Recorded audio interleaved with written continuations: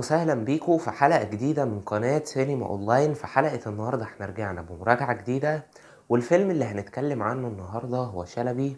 قبل بس ما نخش في الحلقة ياريت تعملوا لايك وتشاروا الحلقة في كل مكان، ولو انتوا لسه مشتركتوش في القناة انزلوا دلوقتي اشتركوا ويلا بينا نخش في الحلقة. ده العربية بسم الله ما شاء الله، يعني كل حاجة فيها بتطلع صوت إلا الكلاكس.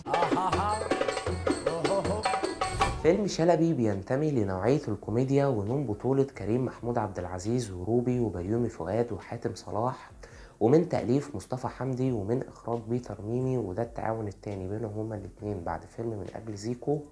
قصة الفيلم من غير حرق بتدور عن صابر واللي عامل دمية ومسميها شلبي، وبيحلم إنه يعمل مسرحية بيها، فبيقرر إنه يستعين ببعض أصدقائه وبيبدأوا يخططوا ويشوفوا إزاي هما هيجيبوا فلوس عشان يعملوا المسرحية، وبتتوالى الأحداث عشان نعرف إيه اللي هيحصل بعد كده. طيب تمام، نخش في المميزات.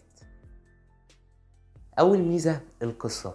فاكرين في حلقة التريلر رياكشن بتاعة الفيلم لما ساعتها قلتلكوا إن واضح من الإعلان إن الفيلم قصته هتبقى خفيفة ولذيذة، وفعلا كلامي طلع صح. الفيلم قصته خفيفة وفي نفس الوقت حلوة، وانت بتتفرج هتلاقي نفسك مشدود مع الأبطال وعايز تعرف هما ازاي هيجمعوا فلوس عشان يقدروا يعملوا المسرحية. فالموضوع كان حلو جدا، تسلسل الأحداث كان حلو، إيقاع الفيلم طول الوقت كان سريع. تاني ميزة الكوميديا. جرعة الكوميديا في الفيلم كانت كويسة جدا، الفيلم كان فيه مواقف كوميدية كتير ضحكتني في النص الأول. كمان الإفيهات مش هقولك إن كلها كانت حلوة، لكن معظمها كان كويس، وتوظيفها داخل الفيلم كان جيد. تالت ميزة الموسيقى التصويرية لخالد القمار. الموسيقى كانت أكثر من رائعة وكانت موجودة طول الفيلم. كمان اللي كان عاجبني في الموسيقى التصويرية إنها مش مقطع واحد بيخدم على كل الأحداث، لأ دول كذا مقطع وكل مقطع بيبقى لايق على المشهد بتاعه. يعني مثلا لو كان بيبقى فيه مشهد كوميدي كنا بنلاقي إن فيه موسيقى لايقة على المشهد، كذلك لو في مشهد درامي كنا بنلاقي إن فيه موسيقى هادية لايقة على المشهد. فالموسيقى التصويرية بصراحة كانت من العناصر المميزة جدا في الفيلم. كمان الأغاني اللي في الفيلم كانت حلوة، خصوصا الأغنية اللي اسمها صابر اللي كانت في النص الأول، أكتر أغنية عجبتني وعلقت معايا. رابع ميزة الإخراج. على مستوى الإخراج البصري فما كانش فيه كادرات لفتت انتباهي قوي، لكن كان فيه حاجات تانية حلوة زي الألوان والديكورات والملابس. كمان المشاهد اللي كان بيبقى فيها استعراضات وغنى إخراجها كان بيبقى كويس جدا. أما على مستوى الإخراج الكوميدي فبالنسبة لي الفيلم ده هو خطوة للأمام لبيتر ميمي في الإخراج الكوميدي. أغلب المواقف الكوميدية إخراجها كان كويس جدا وكان بيبقى حلو. اعرف يا جزرة بالعربية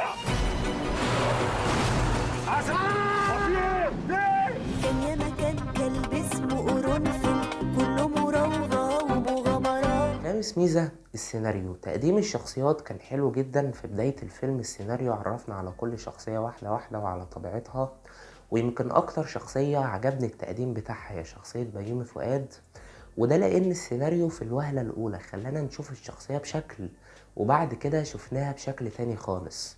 كمان كان عاجبني جدا الترابط اللي كان بين أبطالنا الأربعة، وإن كل واحد فيهم عنده حلم نفسه يحققه من خلال المسرحية.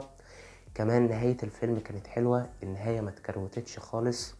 السيناريو اشتغل كويس جدا على عنصر الكوميديا، اغلب المواقف الكوميدية اتكتبت بشكل كويس، وزي ما انا قلت لكم النص الاول فيه مواقف كوميدية كتير ضحكتني. وزي ما السيناريو اشتغل كويس على عنصر الكوميديا فهو كمان ضاف عنصر الدراما في الاحداث وكان عنصر موفق جدا. واكتر نقطة بقى عجبتني في السيناريو انه قدر يعمل توازن بين الصغيرين وبين الكبار. هتقولي يعني ايه؟ هقولك يعني انا شايف ان الفيلم ده مناسب اكتر للاطفال، وفي نفس الوقت الكبار هينبسطوا بالفيلم. فده التوازن اللي عمله السيناريو، ان هو عامل فيلم ممكن يكون موجه اكتر للاطفال، وفي نفس الوقت مخلي الكبار ما يتضايقوش من الفيلم. وده اللي حصل معايا، يعني وانا بتفرج ما كنتش متضايق، او مثلا جيت في اي وقت من اوقات الفيلم وقلت ايه يا عم الفيلم بتاع العيال الصغيرة ده. لا بالعكس، انا كنت مبسوط جدا وكنت مشدود مع الابطال والدنيا كانت كويسة. سادس ميزة الاداء التمثيلي. كريم محمود عبد العزيز بيستمر في الخطوات الثابتة اللي بياخدها في الفترة الأخيرة.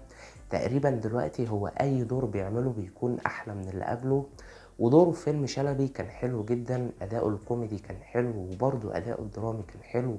ليه مشهد درامي في النص التاني قدمه بصورة كويسة وخلاني أتعاطف معاه. روبي هي بونبوناية الفيلم كانت لذيذة جدا. بيومي فؤاد أداؤه كان جيد، والشخصية اللي كان بيلعبها كانت لايقة عليه، والتقديم بتاعها زي ما أنا قلت لكم كان كويس جدا.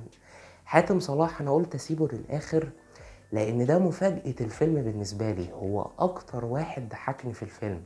أداؤه كان ممتاز وبرضه كان ليه بعض المشاهد الدرامية اللي قدمها بصورة كويسة. طيب تمام كده المميزات خلصت، نخش على العيوب. أول عيب ضيوف الشرف. الفيلم ما كانش فيه ضيوف شرف كتير، بس الناس اللي ظهروا للأسف السيناريو ما قدرش إن هو يستغلهم بالشكل المناسب، ما عدا بس عباسة حمودة. هو ضيف الشرف الوحيد اللي أنا حسيت إن السيناريو استغله صح، والمشهد أو المشهدين بتوعه كانوا لذاذ الحقيقة. تاني عيب النص التاني، وللأسف الكوميديا قلت فيه جدا. يعني أنا ضحكت أكتر في النص الأول، أما في النص التاني يا دوبك كنت ببتسم على حاجات بسيطة.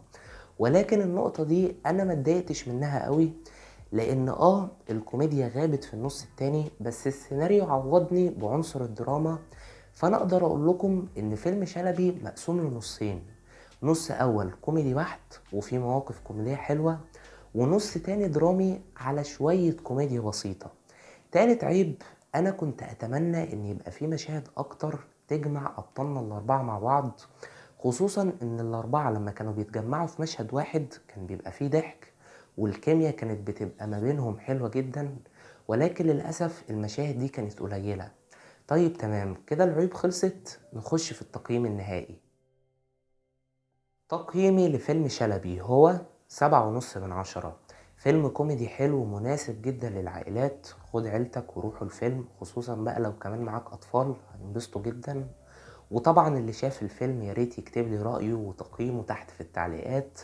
ويا رب الحلقة تكون عجبتكم، ولو عجبتكم اعملوا لايك وشاروا الحلقة في كل مكان، واشتركوا في القناة لو أول مرة، وما تنسوش تتابعوا صفحة سينما أونلاين على الفيسبوك. شكرا جدا ليكم على المشاهدة، أشوفكم على خير، سلام.